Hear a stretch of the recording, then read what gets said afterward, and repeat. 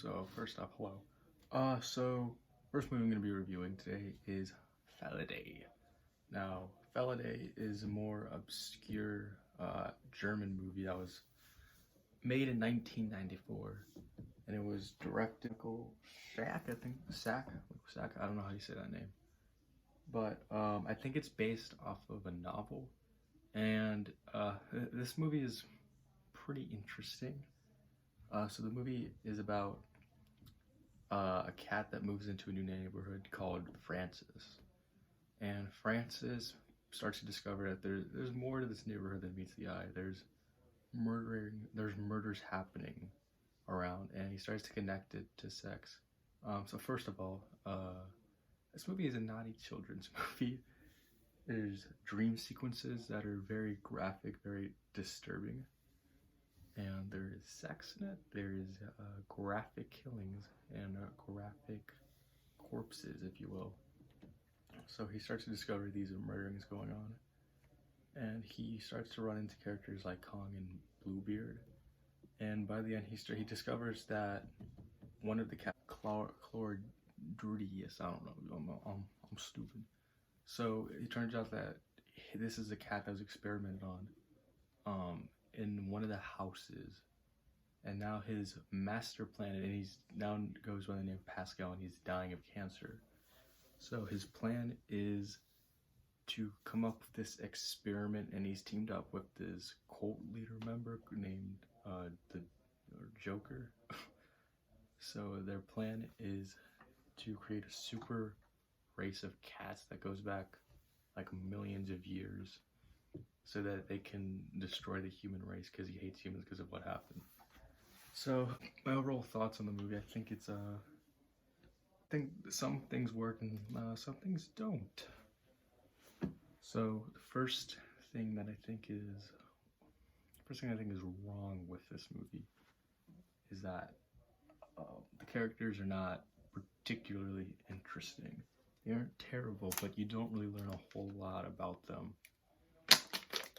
I mean, they're charming enough to where you're not hating any character, but you also don't really connect on an emotional level to any of them at all. Like Francis, he's like Harry Potter, or, any like blank slate main character basically. There's not a whole lot of interesting traits to him, if you will. And then Kong had a really cool design, but he's just kind of a big, tough, gruff guy that doesn't really go through an arc or anything. And then Bluebeard is just, he's probably the most entertaining character. He's very rude, and he's not the smartest, but he's entertaining to watch, if that's what you want to go with. There's things that just don't make sense when you think about it. And I know that sounds nitpicky, and I usually don't like when people use that as a criticism.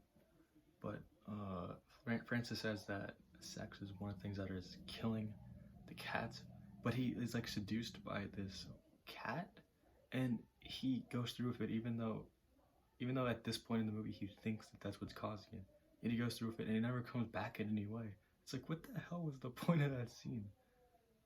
So that's whack. And also, there's the master plan. Just, if you break it down, it doesn't make any sense. Why is he pissed off at humans? I get he was, experimented on, and he's probably not a big fan of that. But there's just things like that just don't really add up. And it felt like they were trying to have a twist that was shocking and interesting, but it felt like it wasn't really set up correctly. And one thing I will say that I like is that the movie is pretty well paced, I think.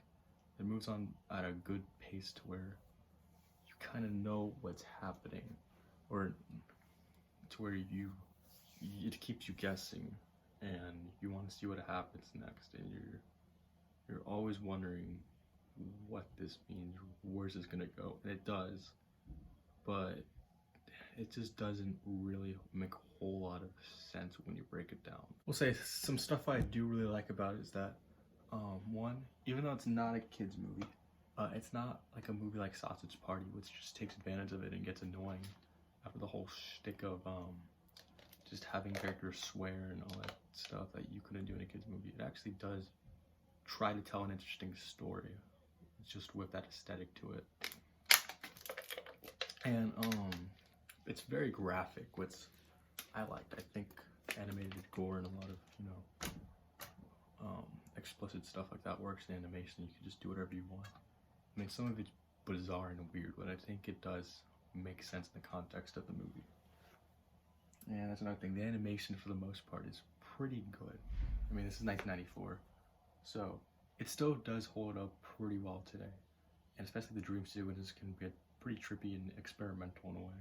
For the more technical aspects, some of the audio mixing was really bizarre, and I think it's dubbed because it was originally in German. So you can tell that if you look at the lips, some of it's off, some of the syncing is really bizarre, and some sentences will carry on to each other, and some of the transitions are really bizarre. Like, I remember there's one point where Pascal was talking and it just cut to black and immediately cut him off, and then we go to Bluebeard talking. It's just, that really took me out of the movie.